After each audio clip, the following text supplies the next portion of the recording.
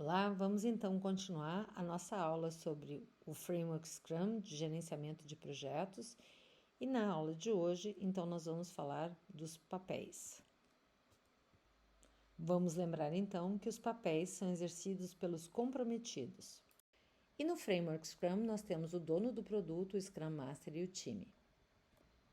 Um papel de máxima importância e provavelmente o mais difícil de todos é o do dono do produto, porque ele representa o cliente presente dentro do time. Ele tem que ter a disponibilidade para isso, ele gerencia a visão do produto. É ele que vai trabalhar junto com o negócio para se definir requisitos e montar um plano de releases que agregue valor. É ele que tem que trabalhar junto à organização para o financiamento. É ele que tem que gerenciar todo o retorno do investimento, que a gente chama de ROI, monitorando o projeto em relação a esse retorno, repriorizando aquele backlog de requisitos em termos de novas histórias, de refinamento de histórias, de melhor compreensão de histórias, de repriorização daquelas histórias. Então, é ele que está constantemente mexendo naquele backlog de produto e medindo o sucesso do projeto em relação ao investimento que está sendo colocado. Por causa disso, é ele que então vai trabalhar junto ao negócio para gerenciar cada uma das releases, ou seja, um conjunto de sprints, trabalhando em cima de datas máximas em termos de conteúdos que são necessários e fazendo frente, né, da aceitação e da rejeição dos resultados. Eu gosto muito dessa imagem mostrando uma pessoa equilibrando vários chapéus, porque ela mostra a dificuldade de exercer o papel de dono do produto. Ele representa tanto o investimento como todos aqueles stakeholders que estão interessados nesse produto. E isso significa que são interesses muito conflitantes.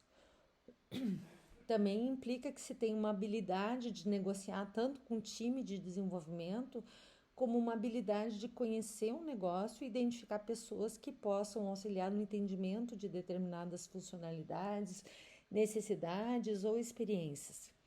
Dizem que o primeiro dono de produto, que foi a Mary, da empresa Chrysler, no primeiro projeto do método XP, que ela demonstrou uma habilidade tremenda, mas que ao longo de 2 anos ela acabou ficando doente e foi proibida, depois de um período de licença médica, de trabalhar nessa função. Na equipe propriamente dita de desenvolvimento de software, a gente vai ter vários perfis. A gente vai ter os analistas, a gente vai ter os programadores, a gente vai ter os testadores, a gente vai ter os arquitetos, a gente vai ter os gerentes de configuração. E esse time, ele é autogerenciável. Idealmente, eles são dedicados ao sprint sem ter que dividir o seu tempo com vários projetos, exceto por aquelas funções bem específicas, tá? É difícil a gente ter um DBA, por exemplo, alocado a 100% a um projeto.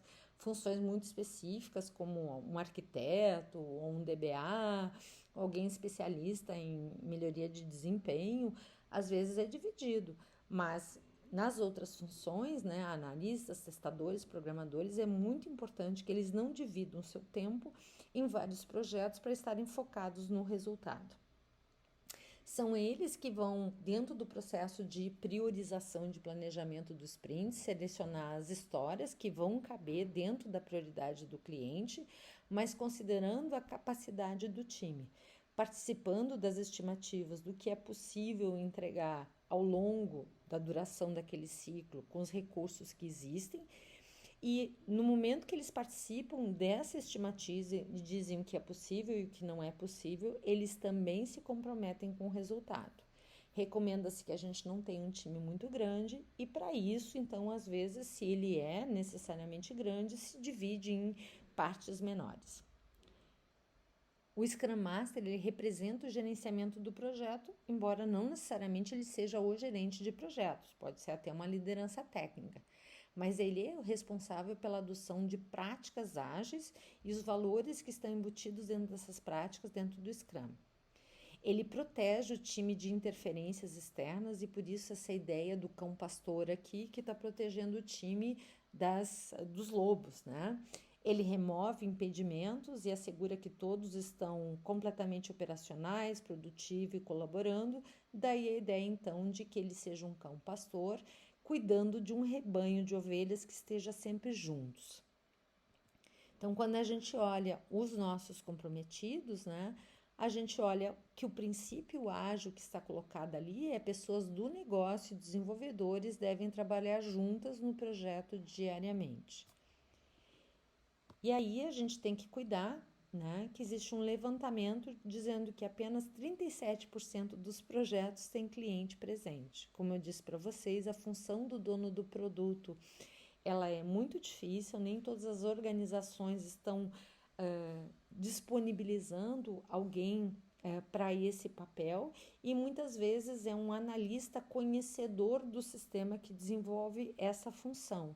Ele só conhece os requisitos e o sistema, ele não consegue representar 100% o negócio, entender a necessidade de experiência daquelas pessoas ao interagir com aquele software ou porquê, em que contexto aquelas funcionalidades ou histórias, né, elas agregam valor.